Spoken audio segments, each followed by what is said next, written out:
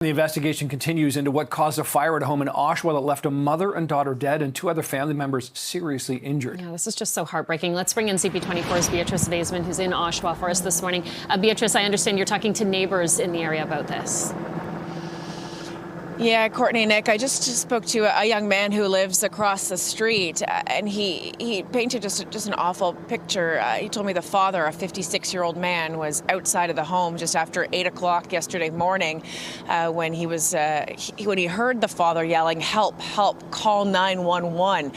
The neighbors from across the street came outside, called 911, spoke to the father, who told them that his wife and 2 children, and along with a family dog, were trapped inside the house. This neighbor telling me that the father had burns to his arms, to his nose as well, and he was frantically waiting for words about his family. Now we know, unfortunately, the tragic outcome. The mother, a 46-year-old woman, and one of the 2 daughters, a 9-year-old girl, have died from their injuries. A second daughter, 12 years old, was initially transported to hospital here in Durham region. I was told she was in critical condition, and then she was rushed to Sick Kids Hospital to get further treatment, where she remains this morning. Chopper 24 over the scene here this morning as well, giving us an aerial view as to the damage to this home here on McGregor. The damage is extremely extensive. I mean, clear that the fire was extended to every part of this home. The deputy fire chief, when he spoke to reporters yesterday, saying that when firefighters got here, there was fire everywhere. From the porch to the first floor to the second floor. There was some collapse that happened as well, the second floor collapsing onto the first floor. And now the lengthy investigation is going to happen as to what caused this fire to happen.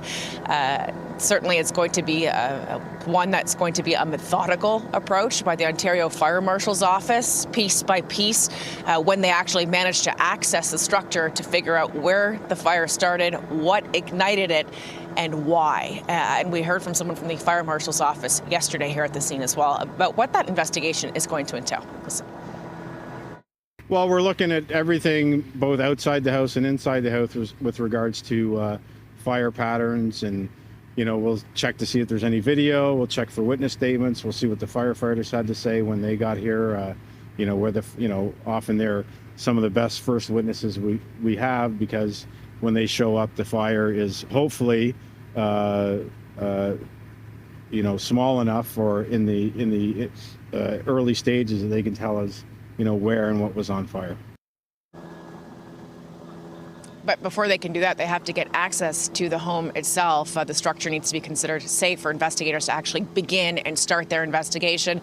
It'll be a 3-way parallel investigation. The Fire Marshal's office, Durham Police, and Oshawa Fire will all be working together to figure out what happened. And again, the 56-year-old father, he's in hospital, we're told, with non-life-threatening injuries. The 12-year-old girl, though, still at Sick Kids Hospital in critical condition, I'm told. But just an awful tragedy unfolding here in Oshawa over the course of the last 24 hours, Nick and Courtney. Yeah, it certainly is. Okay, Beatrice Vaisman on this story for us this morning. Beatrice, thank you.